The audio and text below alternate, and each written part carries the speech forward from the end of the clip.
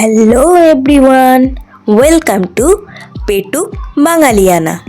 আজ বানাবো 5 মিনিটের তৈরি কাঁচা আমের চাটনি। তাহলে চলুন উপকরণগুলি দেখে নিই।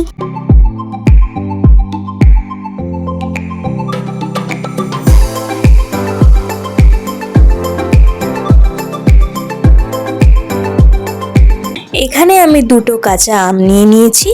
এবার এগুলোকে পাতলা পাতলা করে কেটে নেব। এই দেখুন, পাতলা পাতলা করে কাটা হয়ে গেছে। এবার চলে যাচ্ছি পরের স্টেপে। একটা কড়াই বসিয়ে তাতে 1 টেবিল চামচ সর্ষের তেল দিয়ে নেব। তেলটা গরম হয়ে গেছে। এবার এর মধ্যে দিয়ে দিচ্ছি দুটো শুকনো লঙ্কা, আর দিয়ে দিচ্ছি 1/2 চা চামচ পরিমাণে সাদা সর্ষে।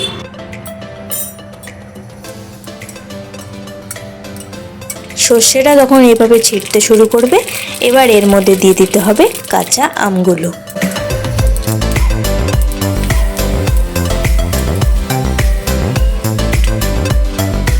এবার আমটাকে ভালো করে একটু ফ্রাই করে নেব।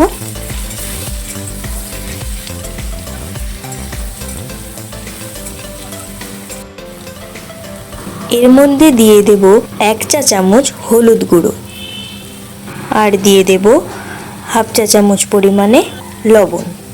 এবার আমটাকে 2-3 মিনিট ভেজে নেব।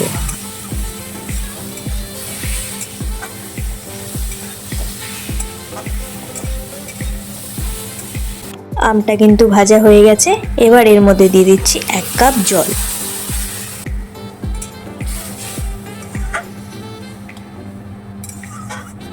এবার আমটা সেদ্ধ হওয়ার জন্য 5 মিনিটের জন্য এটাকে ঢেকে দেব। 5 মিনিট হয়ে গেছে। আমটা কিন্তু খুব সুন্দর সেদ্ধ হয়ে গেছে।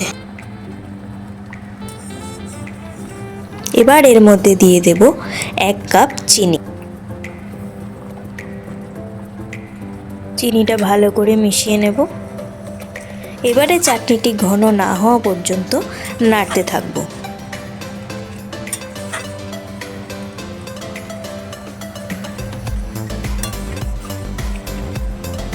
চাটনিটি ঘন হয়ে এসেছে, এই দেখুন। এবার এর মধ্যে অ্যাড করে দেব 1 টেবিল চামচ মৌরির গুঁড়ো। এই মৌরির গুঁড়োটা কিন্তু আমি বাড়িতেই তৈরি করে নিয়েছি।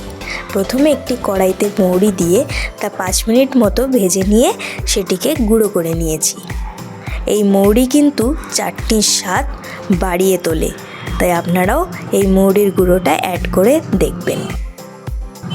ব্যাস, তৈরি হয়ে গেল আমাদের আজকের রেসিপি আমের চাটনি। যদি রেসিপিটি ভালো লেগে থাকে তবে লাইক, কমেন্ট, শেয়ার করুন। নতুন নতুন রেসিপি পেতে পেটুক বাঙালিয়ানা চ্যানেলটি সাবস্ক্রাইব করতে ভুলবেন না। দেখা হবে নতুন রেসিপি নিয়ে। Thank you.